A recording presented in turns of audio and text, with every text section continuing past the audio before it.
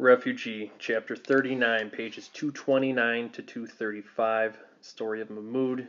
From Macedonia to Serbia, he is 14 to 15 days from home. Mahmoud felt like he was back in Syria. Policemen with guns guarded the border from Greece into Macedonia, and he felt dirty again. Unwanted. Illegal. Even without travel papers, Mahmoud and his family had been able to exchange their Syrian pounds for euros and buy train tickets from Athens to Thessaloniki and from there to a little Greek town near the border of Macedonia.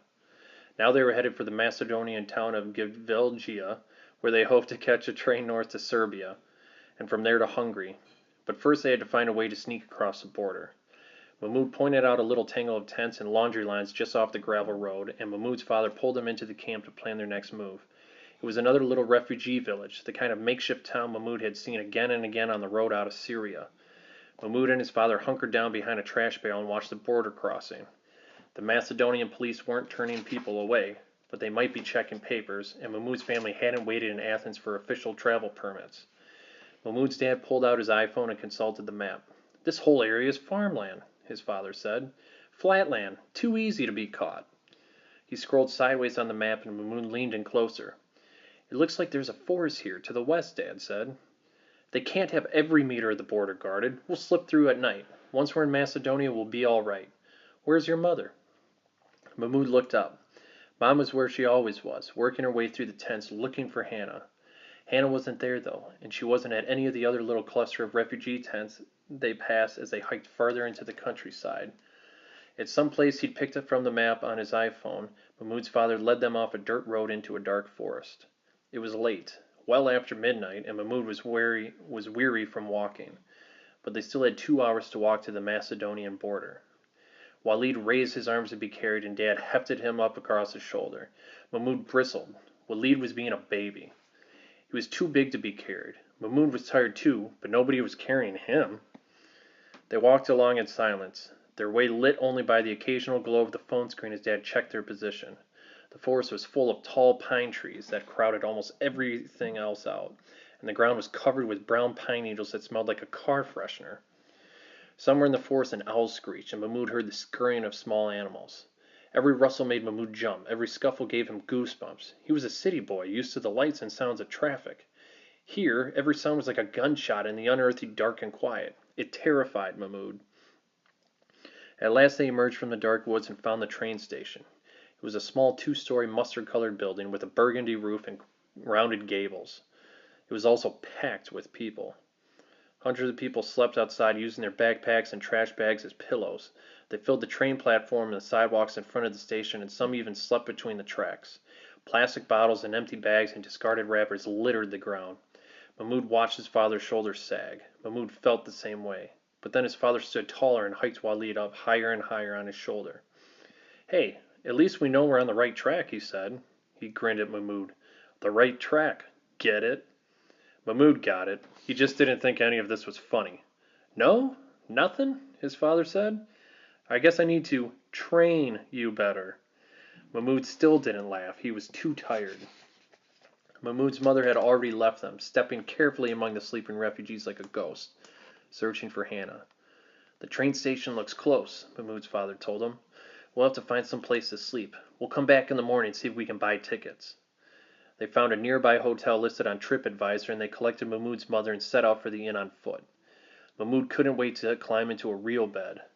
He felt like he could sleep for days.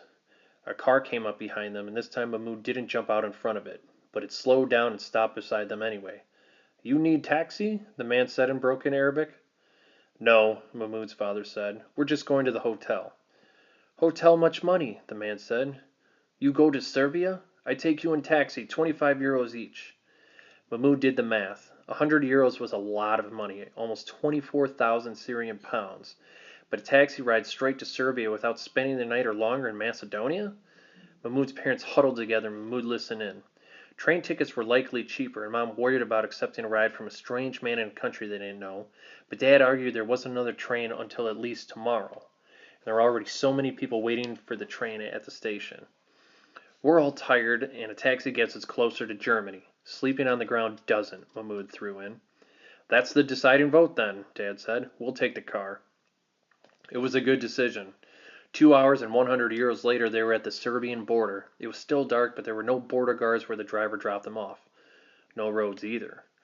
Mahmoud had slept a little in the car, but he felt like a zombie as he shambled with his family along the railroad tracks that would take them across the border from Macedonia to the nearest Serbian town. Since they were traveling, they were permitted to skip their early morning prayers. They staggered into a town just after sunup. Mahmoud thought that if he didn't lie down somewhere and sleep, he would pass out on his feet and fall flat on his face. But there were even more refugees at this train station than there had been in Macedonia, and here there were no tents and no hotel rooms. People slept on the platform of the station or outside in the fields. There were no toilets either, and no markets or restaurants.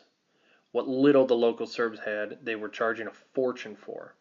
One man was selling water bottles for €5 apiece.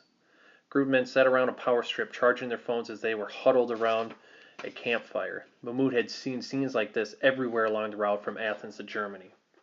He and his family paused just long enough to recharge their own phones again, and then they were on the move once more.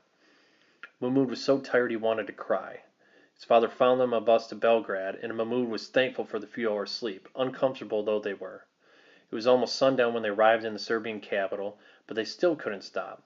The police there were raiding hotels for illegal refugees, so Dad found another taxi driver who promised to take them the 2 hours farther to the Hungarian border. Taxis were expensive, but so was trying to stay overnight in a city that didn't want you. The silver four-door Volkswagen was driven by a middle-aged, olive-skinned Serbian man with a neatly trimmed black beard. He promised to get them to Hungary and keep them away from the police for €30 apiece, more than it had cost them to cross all of Macedonia. It was a tight fit in the car, with Mahmoud, his mother, and his father crammed into the back seat, and Walid in his father's lap. This new driver seemed to find every rut and hole in the road and send them flying into each other. None of that mattered to Mahmoud. He was asleep almost as soon as he closed his eyes, and he only woke again when he realized the car was not moving. Had it really been 2 hours already? He felt like he'd just gone to sleep. Mahmoud's eyelids fluttered and he looked out the windows. He expected to see the lights of a Serbian border town, another tent city. Instead, they were stopped in the middle of a lonely stretch of highway surrounded by dark, empty fields. And the taxi driver was leaning over the back seat with the pistol aimed right at them.